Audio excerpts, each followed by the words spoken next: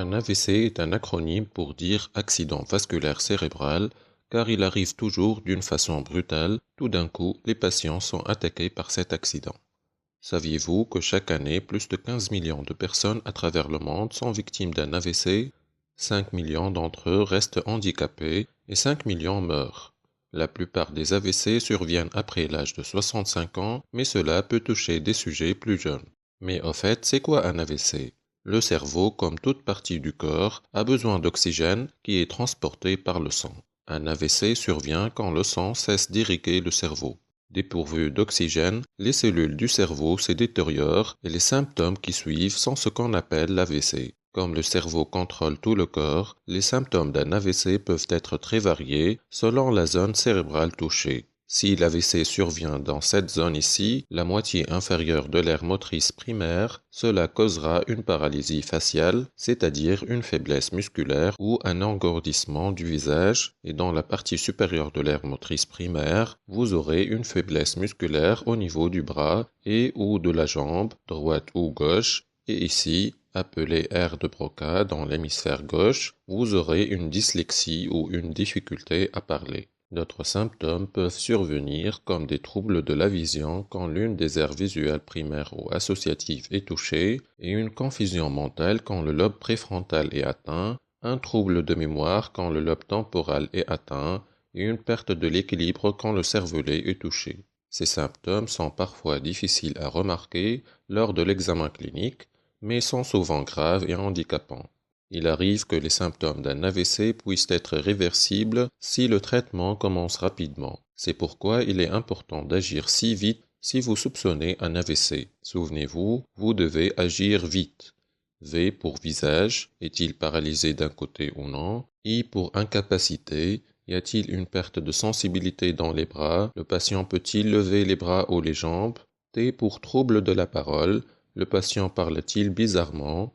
E pour extrême urgence. Si vous remarquez l'un de ces signes, appelez une ambulance pour ramener le malade aux urgences et demandez un scanner cérébral pour déterminer la zone endommagée du cerveau et quel type d'AVC est survenu. Il existe deux types d'AVC selon le problème dans les artères alimentant le cerveau. Soit il y a une occlusion par une sorte de caillou sanguin, et donc c'est un accident ischémique, soit un saignement dû à une rupture d'un vaisseau sanguin à l'intérieur du cerveau, entraînant une hémorragie, c'est l'AVC hémorragique. La majorité des AVC sont de type ischémique. Il est important de déterminer très tôt quel type d'AVC est survenu, car les traitements sont différents. Les occlusions sont causées par l'accumulation de graisse dans les artères. Ces plaques de graisse favorisent la formation de cailloux qui empêchent le sang de circuler, comme lors d'une attaque cardiaque. C'est pourquoi on peut parler d'un infarctus cérébral.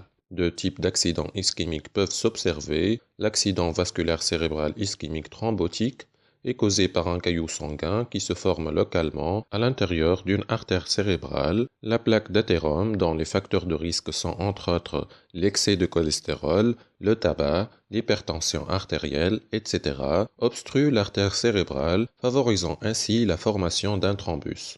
L'AVC embolique est déclenché par un caillou qui se forme ailleurs dans l'organisme, dans une artère irriguant le cœur par exemple, et parvient au cerveau par la circulation sanguine. Cela arrive notamment lorsque le cœur bat d'une manière irrégulière dans le cas d'une maladie appelée fibrillation auriculaire.